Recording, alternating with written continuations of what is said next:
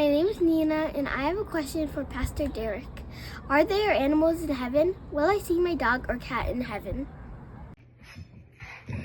Hey kids, good to have this time with you this week. This week's question is actually twofold. The first is this: are there animals in heaven? And secondly, will I see my dog or cat in heaven?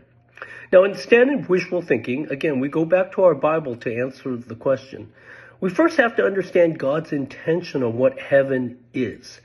And you might remember we talked about in the beginning, God originally did create a heaven on earth. We call it paradise or Eden, where animals and humans lived in harmony together. And in that heaven on earth, Eden, no person or creature was expected to die. However, Adam and Eve sinned and paradise was lost. And instead of being our friends, these animals were eaten or killed or died. And what we see today reminds us that this death among humans and animals still exists because of our sin. But there's hope. The Apostle Paul says in Romans 8:22 that creation itself groans for our salvation.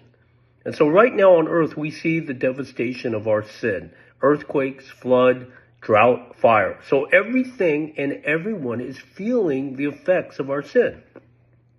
But what the Bible says is that in heaven, creation will be restored. And animals do exist in the Bible. It says, like, for example, that the lion will rest with the lamb. Now, we would never see that, right? Now. But in the future, in heaven, there will be no more killing and death. But that being said, animals are different than people. And even though there will be animals in heaven, they do not have a soul that connects them with God. So that answers our first question. There will be animals in heaven, but they are not like us, having a soul. But now the second question. What about my pet dog or cat in heaven? Will they be with me? Well, I'll be honest, the Bible does not say anything about that.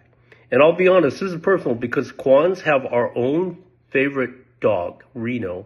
And he's 11 years old. He's getting older, but I wish he would be with us in heaven. But the Bible doesn't make any guarantees of that.